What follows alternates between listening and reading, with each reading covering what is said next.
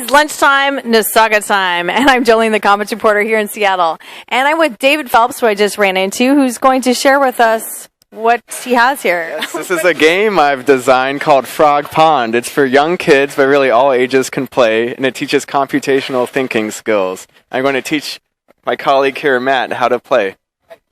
This young kid over here. Nice. Okay, do it. Okay, so Matt, what we do is we have 9 creatures in the middle, 3 sets of 3. There's purple, pink, and blue, dolphins, fish, and turtles, and it's randomized in the middle, pre-randomized for you. You start with the green frog. You're trying to move this green frog all the way over to this flower. You've got 2 helper frogs, and all you need to know is the movement rules for this puzzle. The movement rules are the same. Color can switch places if they're adjacent, so up, down, sideways, but not diagonal. So same colors can switch, same shapes can switch. So that's the 2 basic rules. Same shapes, same colors. Dolphins have a bonus. Dolphins can trade places with each other anywhere on the board. They just flop across with any other dolphin. So my first question to you is, what piece do you need to trade with this green frog to get yourself started in this game? Let's look at the excitement in Matt's face. You just missed it. Stay back a little bit.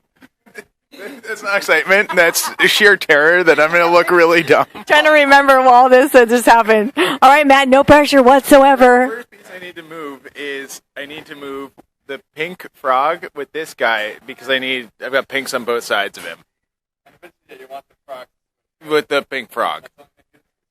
Right? Okay. So I'm going to switch the 2 dolphins so I can switch the 2 frogs. So I can switch 2 fish. No, 2 pinks. Yeah, good. Oh, man. Okay, now I'm stuck.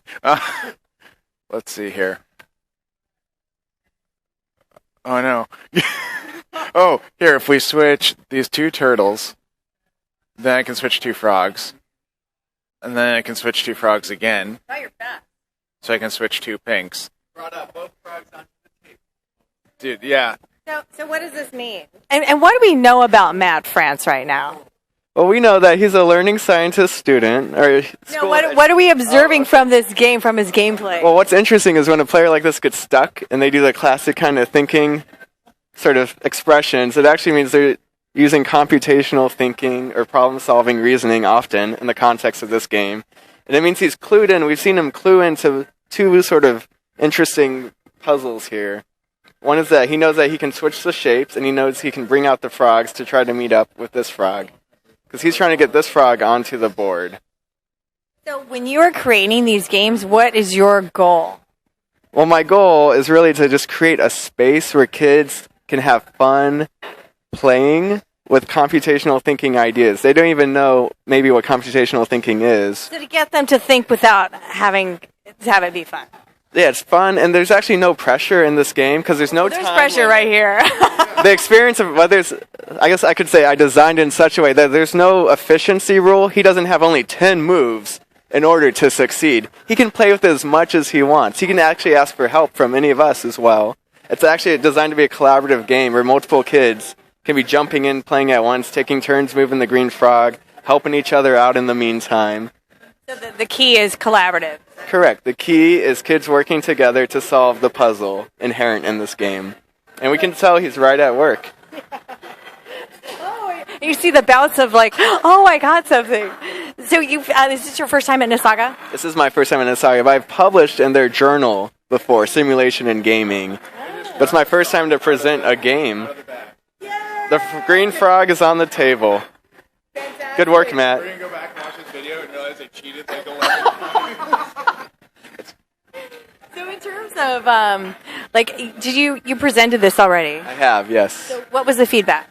Well, it was great. We had 4 tables playing it simultaneously, and I asked them, we did a little game debrief at the end, and I asked them, what did you learn from your play experience? And their answers surprised me. I thought they'd say, we learned a lot of cognitive things, but they said, we actually learned persistence. We learned teamwork.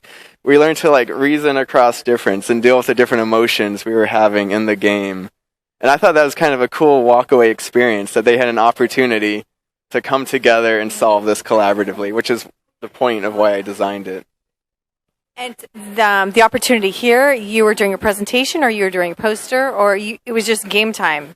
It was a 1.5 hour kind of work session, and we decided to kick off that 90-minute session with this game to get people right into the headspace.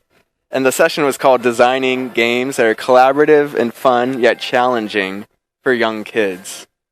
So we thought, let's start with the actual game that does this as an original example to get people kind of excited about this idea. And then we kind of led into a panel kind of debrief session where we had different game designers come in and speak to their process and speak to the ways they think about collaboration in their own game designs.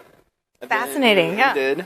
Because it was 90 minutes, we kind of had 3 sections. We ended with a sort of think out loud activity with groups where they're going to mod and redesign chess. And they actually came up with rule changes to make chess more collaborative because it's a competitive game classically.